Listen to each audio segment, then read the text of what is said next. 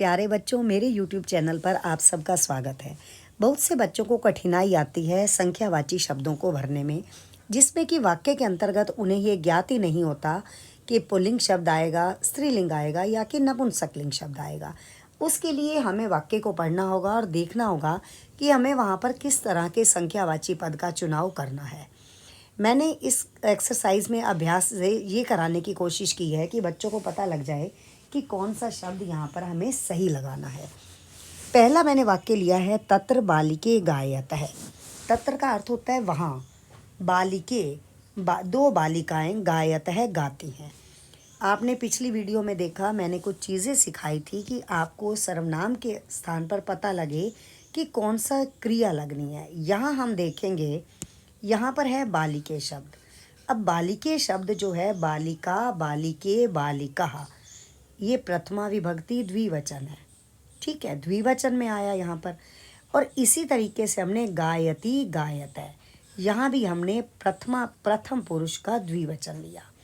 लेकिन अब यहाँ पर हमें देखना है बालिके। अब दो बालिकाएं हैं, लेकिन यहाँ पर द्वौ शब्द जो आता है वो पुल्लिंग के लिए आता है, तो इसलिए यहाँ पर हमने कहा द्वय।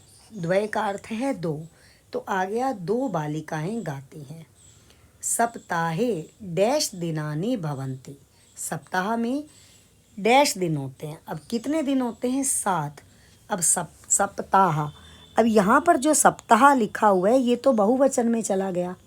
बालकः, बालकौ, बालकः, तो इसलिए केवल यहाँ पर क्या आएगा? 7, कि सप्ताह में क्या होते हैं? 7 दिन होते हैं। कृषकस्य डैश पुत्रा आसन। किसान के डैश पुत्र हैं। कितने पुत्र हैं?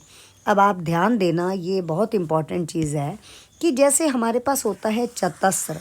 चतस्र का मतलब आता है यहाँ पर स्त्रीलिंग में, लेकिन चत्वारः शब्द आता है पुल्लिंग के अंदर। अगर आप ये भी ध्यान देंगे, आसन, ये जो मैंने यहाँ पर आसन शब्द को लिखा है, ये आपको बहुत इम्पॉर्टेंट चीज़ समझा रही हूँ। जब भी हम याद करते हैं आसीत, आस्ताम, आसन, ये इसका क्या अर्थ है? आसीत का अर्थ होता है एक वचन के लिए, आस्ताम द्विवचन के लिए, और आसन का अर्थ होता है बहुवचन के लिए। तो यहाँ पर किसान के 4 पुत्र हैं। अब 4 पुत्र थे, आसीत था, आस्ताम 2 थे, आसन बहुत सारे थे। अब आसन शब्द बहुवचन के लिए आया, तो हमने कहा किसान के 4 पुत्र थे, तो आसन शब्द है, तो बहुवचन के लिए हमने यहाँ पर कहा चत्वारः 4। वर्षे डैश मासा भवन्ति। वर्ष में कितने महीने होते हैं? अब हमने यहाँ लिखा द्वादश। ये आपने संख्यावाची शब्द भी याद किए हैं, तो द्वादश का अर्थ है 12, कि वर्ष में 12 महीने होते हैं। इसके बाद हमारे पास आ रहा है कूपात डैश महिला जलम आनयन्ति। आनयन्ति का अर्थ होता है लाती हैं। जलम का मतलब होता है जल को। अब महिला यहाँ पर बहुवचन आया है, जैसे लता, लते, लतः। कूपात जो है ये पंचमी विभक्ति है। कर्ता ने कर्म को करण से संप्रदान के लिए अपादान से जुदाई, कि कुएं से वो जल ला रही हैं, तो कूपात, कुएं से महिलाएं जल लाती हैं। अब 4 महिलाएं जल ला रही हैं। ये आपको पता है, जो चत्वारी शब्द है यहाँ पर, ये चत्वारी शब्द हमारे पास आता है नपुंसकलिंग के लिए, जैसे पुस्तकम, पुस्तके, पुस्तकानि। तो यहाँ जो चतस्र शब्द आया है ये स्त्रीलिंग है, तो यहाँ हमने लगाया इसको महिला के साथ, कि कुएं से 4 महिलाएं जल को लाती हैं।